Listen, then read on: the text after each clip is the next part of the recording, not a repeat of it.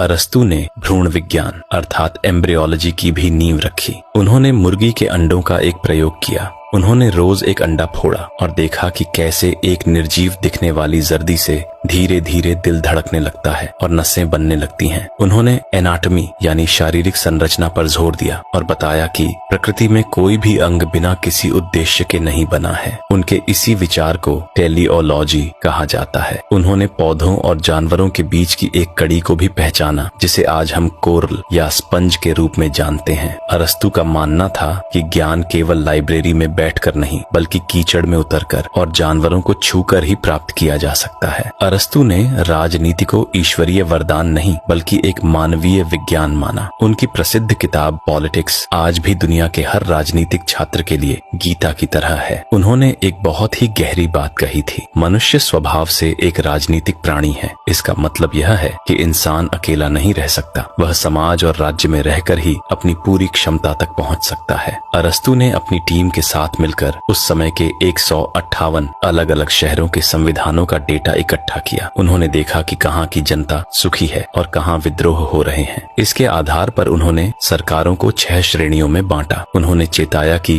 राजतंत्र कभी भी तानाशाही बन सकता है और लोकतंत्र यानी डेमोक्रेसी कभी भीड़ तंत्र में बदल सकता है। उनकी सबसे बड़ी उपलब्धि थी स्वर्णिम मध्य यानी गोल्डन मीन का सिद्धांत राजनीति में लागू करना। उन्होंने कहा कि सबसे स्थिर देश वह है जहाँ मध्यम वर्ग यानी मिडिल क्लास सबसे शक्तिशाली हो। उनके अनुसार अमीर लोग घमंडी और कानून तोड़ने वाले होते हैं जबकि गरीब लोग अक्सर ईर्ष्यालु और असहाय होते हैं, लेकिन मध्यम वर्ग तर्क संगत होता है और समाज को स्थिरता देता है। अरस्तु ने ही कानून के शासन यानी रूल ऑफ लॉ की वकालत की। उन्होंने कहा कि राजा कितना भी महान हो वह कानून से ऊपर नहीं होना चाहिए क्योंकि इंसान की भावनाएं उसे बदल सकती हैं, लेकिन कानून निष्पक्ष होता है। अरस्तु के लिए अच्छा जीवन वह नहीं था जिसमें बहुत सारा पैसा या आराम हो, बल्कि वह था जिसमें उत्कृष्टता अर्थात वर्च्यू हो। उन्होंने अपनी किताब निकोमेकियन एथिक्स में इंसान के चरित्र को तराशने का तरीका बताया। उन्होंने कहा कि हम पैदाइशी अच्छे या बुरे नहीं होते बल्कि हमारी आदतें हमें वैसा बनाती हैं। उन्होंने यूडाइमोनिया का सिद्धांत दिया जिसे अक्सर खुशी समझा जाता है, लेकिन इसका असली मतलब है आत्मा का पूर्ण विकास होता है। अरस्तु के अनुसार खुशी कोई ऐसी चीज नहीं है जो आपको मिल जाए बल्कि यह एक एक्टिविटी है। उन्होंने स्वर्णिम मध्य का फॉर्मूला यहाँ भी लागू किया। उन्होंने कहा कि हर अच्छा गुण 2 बुराइयों के बीच का रास्ता है, जैसे साहस यानी करेज कायरता